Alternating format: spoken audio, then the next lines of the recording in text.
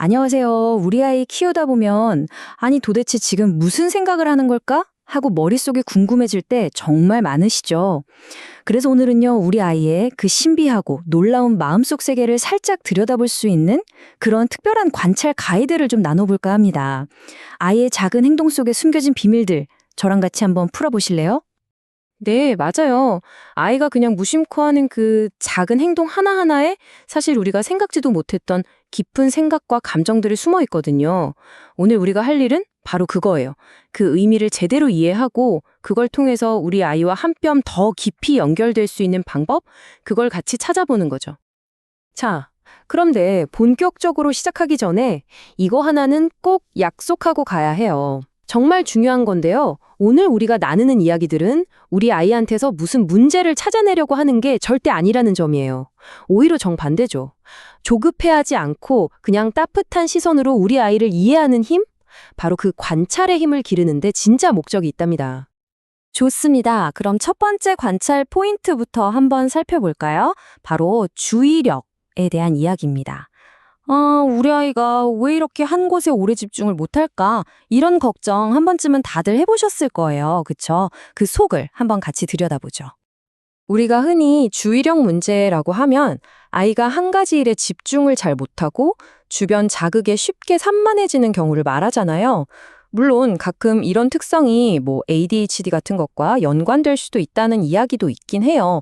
하지만 대부분은 아주 자연스러운 발달 과정의 일부일 뿐이니까 섣불리 우리의 문제 있나? 이렇게 판단하는 건 정말 안 돼요. 바로 이 지점에서 우리가 정말 중요한 차이점을 발견할 수 있어요. 보세요. 한 가지 행동을 오래 못하는 게 그냥 집중력이 부족해서가 아닐 수도 있다는 거예요. 그게 아니라 왕성한 호기심 때문에 이것도 궁금하고 저것도 만져보고 싶고 그러면서 세상을 탐험하는 과정일 수 있다는 거죠. 겉으로 보기엔 똑같이 산만해 보여도 그 속에 숨은 동기는 완전히 다를 수 있는 겁니다. 그러니까 결국 핵심은 딱 이거예요. 우리 아이의 행동이 이 시기에 나타나는 아주 자연스러운 특성인 건지 아니면 우리가 조금 더 관심 있게 지켜봐줘야 할 어떤 신호인 건지 이걸 구분하는 지혜가 필요하다는 거죠. 맞아요. 맥락이 정말 모든 걸 말해줍니다. 자, 아이의 주의력이 이렇게 세상을 탐험하는 에너지로 쓰이고 있다면 그 다음 단계는 뭘까요? 네, 바로 그걸 바탕으로 논리적으로 생각하고 또 문제를 해결하는 능력을 키워나가는 거겠죠. 두 번째 관찰 포인트로 넘어가 보겠습니다. 두 번째로 우리가 살펴볼 수 있는 건 바로 이 논리적 사고의 발달 속도에 관한 부분이에요. 예를 들어서 아주 간단한 퍼즐인데도 유독 힘들어한다거나 게임 규칙을 잘 이해하지 못하는 것처럼 보일 때가 있죠. 또 문제를 해결하려고 하는데 매번 똑같은 방법만 고집하는 그런 경향을 보일 수도 있고요. 그런데 이것도 마찬가지로 관점을 한번 싹 바꿔서 볼 필요가 있어요.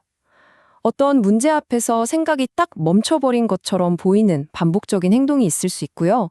반대로 세상을 배우려고 이것저것 적극적으로 시도해보는 그런 건강한 반복도 있다는 거죠. 우리 아이들한테 시행착오라는 건 실패가 아니라 배움 그 자체잖아요. 자, 그럼 이제 우리 아이들의 가장 신비롭고 아름다운 세계로 한번 들어가 볼까요? 현실과 상상이 자유롭게 넘나드는 곳, 바로 그 마법 같은 마음속 세계에 대한 이야기입니다. 유아기 하면 뭐니 해도 상상력이 폭발하는 시기잖아요. 아이가 갑자기 공룡이랑 막 대화를 하고 아끼는 인형한테 생명을 불어넣어서 같이 놀고 이거 전부 다 아주 자연스럽고 건강한 발달 과정의 일부예요.